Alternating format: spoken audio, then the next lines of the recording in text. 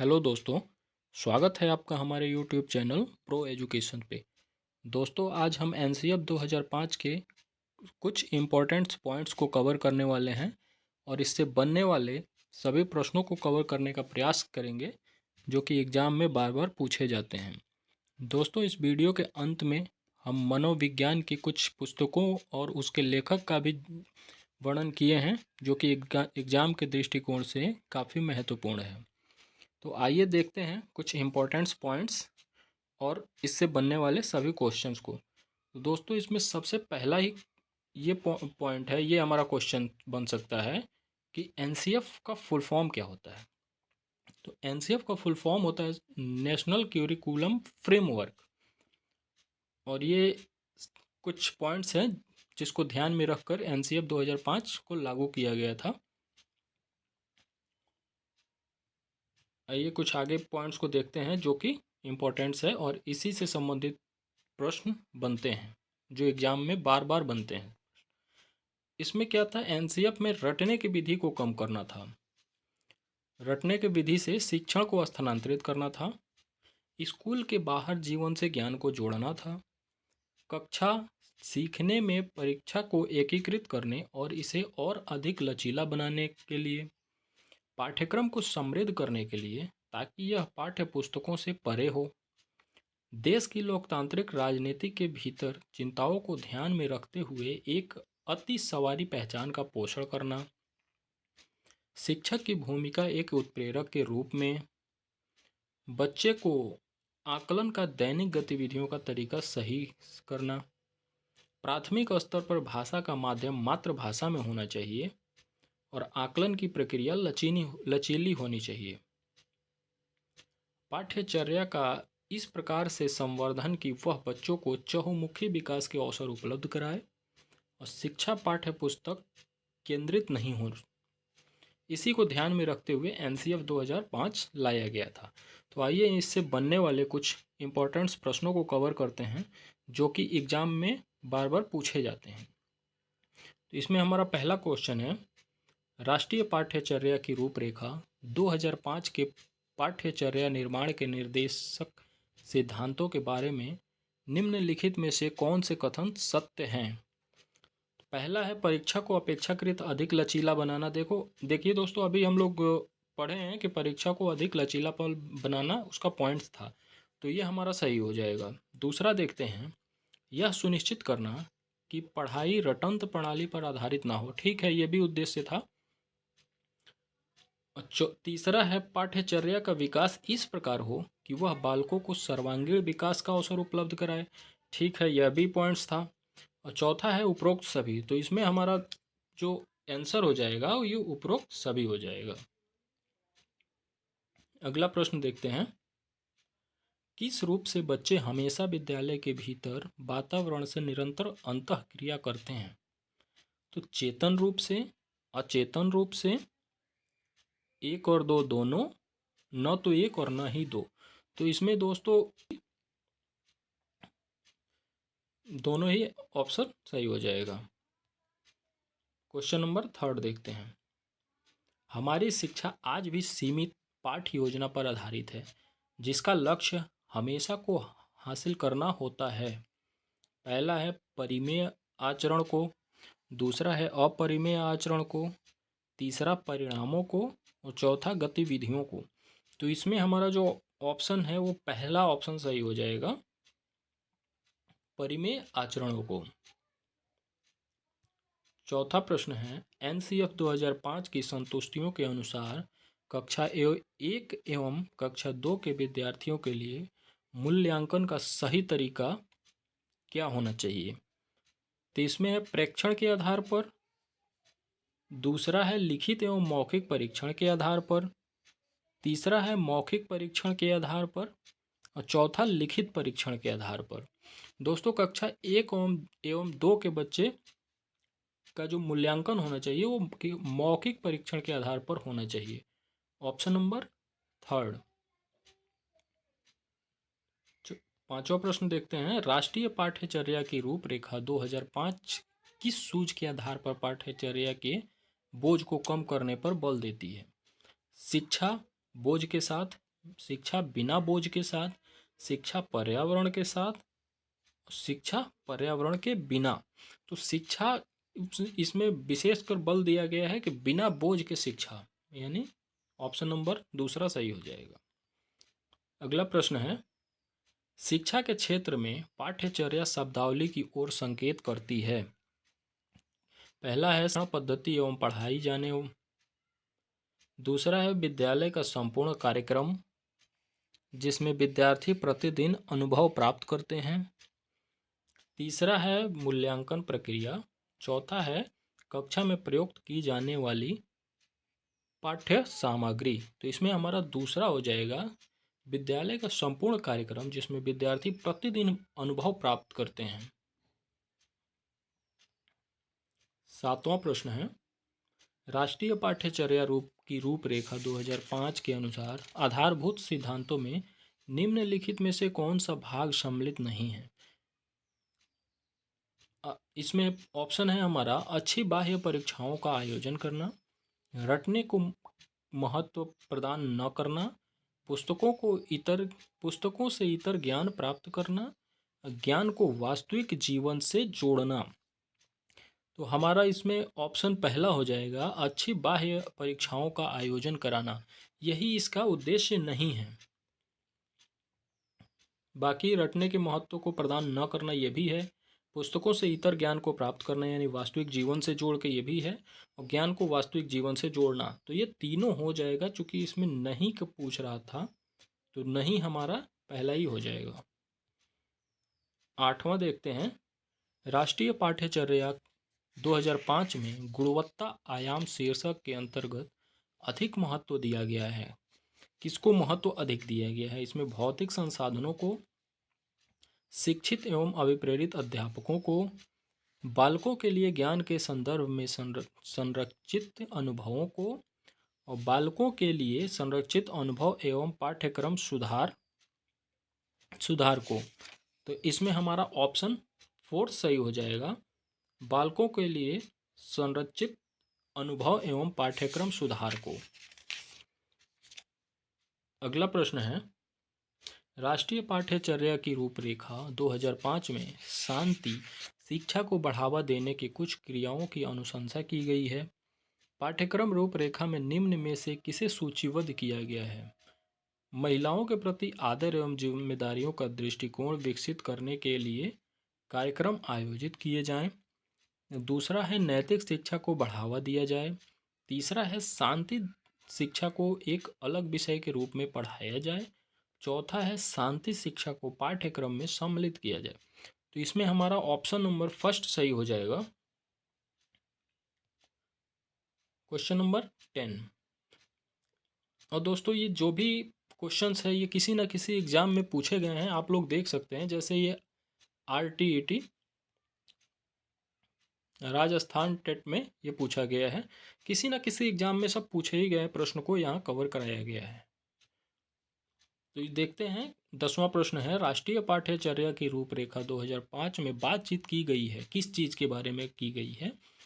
ज्ञान अस्थायी है, वह दिया जाता है, से ज्ञान का विकास होता है और इसकी संरचना की जाती है। दूसरा है शैक्षिक केंद्र से विषय केंद्र होने पर। तीसरा है विद्यार्थी केंद्रित से अध्यापक केंद्रित की ओर। और चौथा है उपरोक्त में से कोई नहीं। तो इसमें पहला ऑप्शन हमारा सही हो जाएगा, इसी पे ध्यान दिया गया है।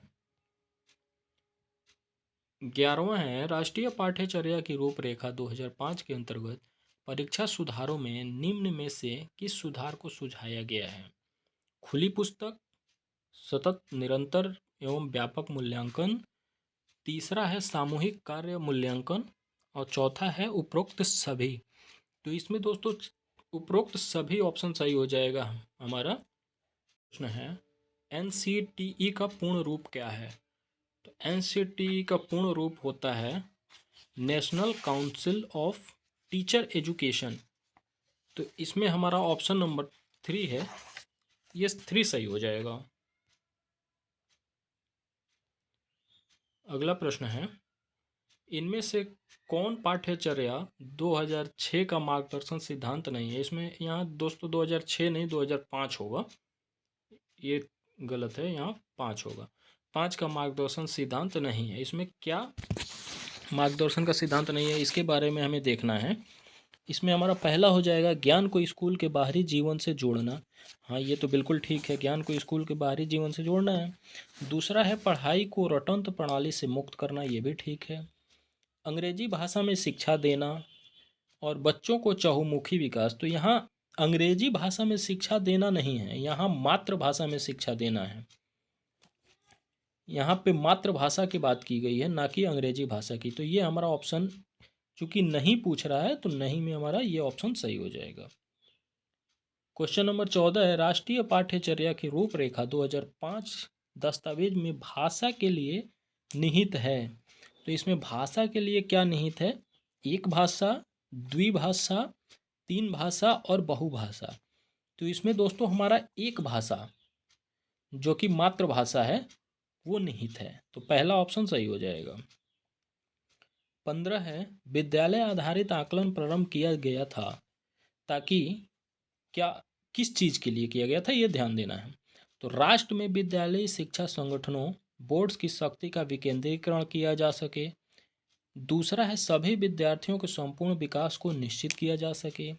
तीसरा है विद्यार्थियों की उन्नति को बेहतर व्याख्या के लिए उनकी सभी गतिविधियों के नियमित अभिलेखन हेतु अध्यापकों को अभिप्रेरित किया जा सके।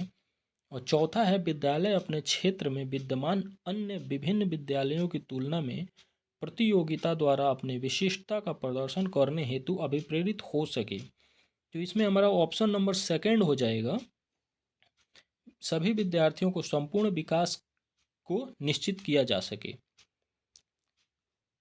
16वां प्रश्न है एनसीएफ 2005 के अनुसार गलतियां इस कारण महत्वपूर्ण होती हैं। पहला है यह विद्यार्थियों को उत्तीर्ण व अनुत्तीर्ण समूह में वर्गीकृत करने के लिए एक महत्वपूर्ण उपकरण है। दूसरा है यह अध्यापकों को बच्चों को डांटने के लिए एक तरीका उपलब्ध कराता है। तो बच्चों को तो डांटना ही नहीं है, तो यह तो बिल्कुल ही गलत हो जाएगा। तीसरा है यह बच्चों के विचार को अंतर्दृष्टि उपलब्ध कराती है तथा समाधानों को पहचानने में सहायता करती है। यह थोड़ा ठीक लग रहा, अगला ऑप्शन देखते हैं। यह कक्षा में कुछ बच्चों को हटाने के लिए आधा स्थान उपलब्ध कराती है, ऐसा तो है नहीं, ये भी नहीं हो सकता, डांटना भी नहीं हो सकता, उत्तीर्ण और अनुत्तीर्ण भी नहीं हो सकता, वर्गीकृत नहीं किया जा सकता, यानी ऑप्शन नंबर हमारा थर्ड सही हो जाएगा।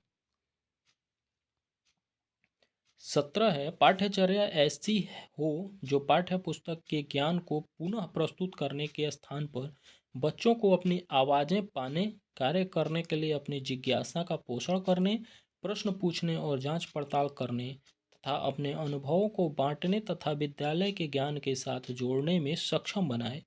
राष्ट्रीय पाठ्यचर्या रूपरेखा 2005 इस पृष्ठभूमि में एक शिक्षक की प्राथमिक भूमिका क्या होनी चाहिए?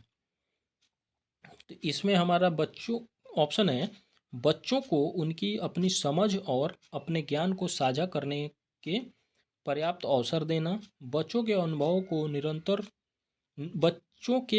को निरस्त कर पाठ्य पुस्तकों पर ध्यान केंद्रित करना। तीसरा है पाठ्य पुस्तक के अध्यायों को क्रमवार पूरा करना। चौथा है यह सुनिश्चित करना कि शिक्षिका अच्छे प्रश्न पूछे और शिक्षार्थी अपनी उत्तर पुस्तिका में उत्तर लिखें। तो इसमें हमारा ऑप्शन नंबर फर्स्ट सही हो जाएगा। इसमें बच्चों को उनकी अपनी समझ और अपने ज्ञान को साझा करने के पर्याप्त अवसर देना, बच्चों को तो अवसर देना ही है। 18 है शिक्षक की सबसे मुख्य जिम्मेदारी क्या है? कठोर अनुशासन बनाए रखना, कठोर अनुशासन तो बनाना ही नहीं है, तो ये ऐसे भी गलत हो जाएगा। विद्यार्थियों को विभिन्न अधिगम शैलियों के अनुसार सीखने के मौके उपलब्ध कराना, ये ठीक है। पाठ योजना तैयार करना और उसके अनुसार पढ़ाना, ठीक है, ये भी ठीक है। यथासंभव क्रियाकलापों का आयोजन करना, तो ये भी ठीक लग रहा है। इसमें जो सबसे महत्वपूर्ण लग रहा है ना, ये ऑप्शन नंबर सेकंड हमारा सही हो जाएगा। 19 है राष्ट्रीय पाठ्यचर्या की रूपरेखा 2005 के अनुसार अधिगम अपने स्वभाव में डैश, यहाँ डैश होगा, अनुभव अपने स्वभाव में डैश और डैश है, यहाँ पे डैश होगा और डैश है। तो अधिगम क्या है?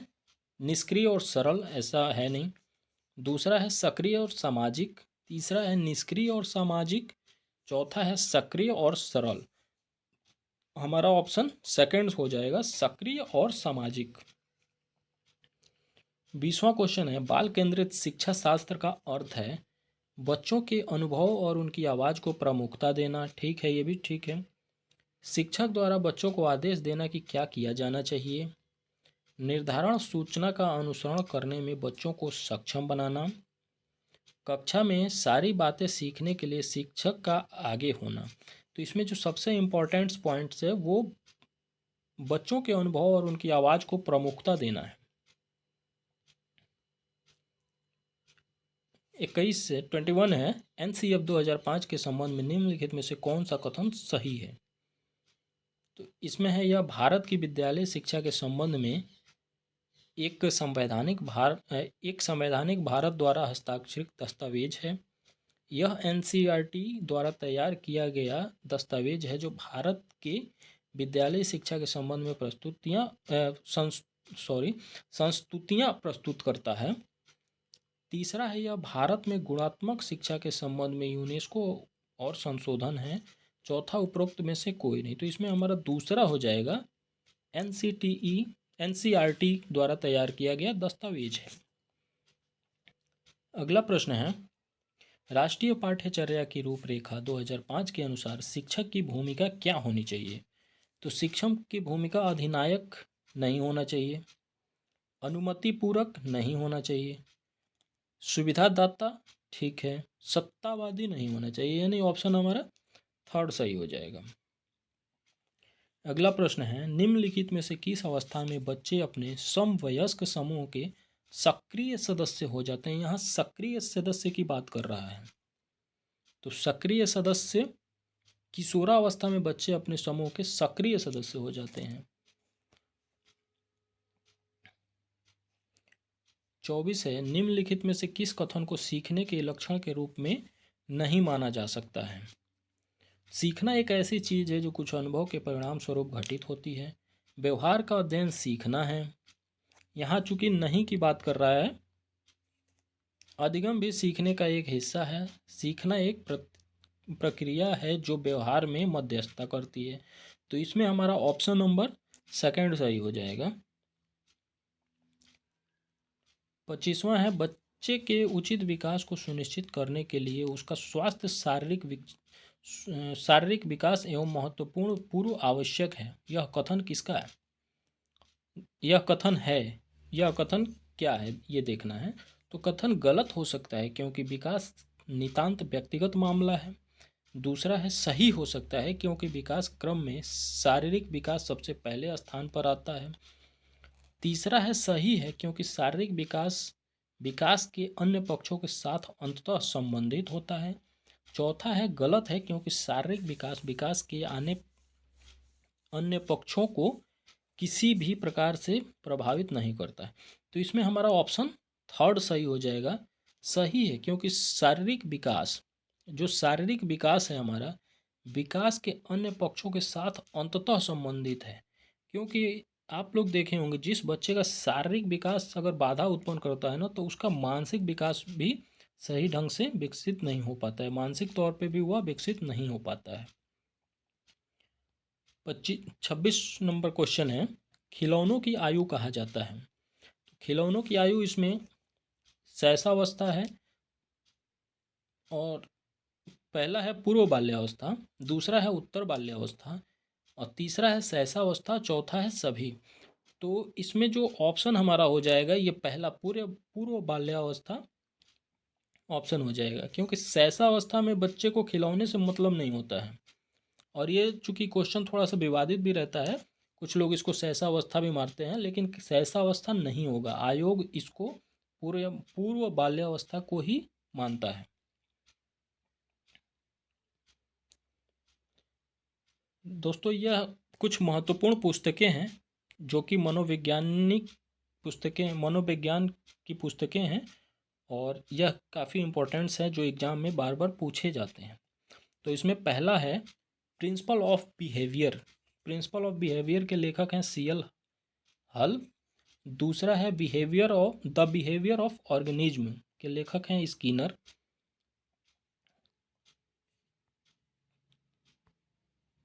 तीसरा है इमाइली एंड सोशल कॉन्ट्रैक्ट, इसके रूसो के द्वारा। चौथा है एडोलेसेंस बुक के लेखक हैं स्टेनले हॉल। पांचवा है हेरिडिटी जीनियन बुक के लेखक हैं गाल्टन। छठवां है social and society school and society John Dewey हैं। The psychology of the child Jean पियाजे। The principle of psychology William James. और आउटलाइन साइकोलॉजी मैकडूगल। और दीवा स्वप्न गिजूभाई बधेका। दोस्तों ये गिजूभाई बधेका ईवीएस में बहुत पूछा जाता है कि गिजूभाई बधेका कौन है और ये क्या है करते हैं। तो ये एक राइटर हैं और ये बच्चों से संबंधित पुस्तकें और मज़ेदार कहानियाँ लिखा करते हैं। तो ये थे आज के हमारे इम्पोर्टेंट्स प्रश्न। वीडियो देखने के लिए दोस्तों बहुत बहुत धन्यवाद। जय हिंद।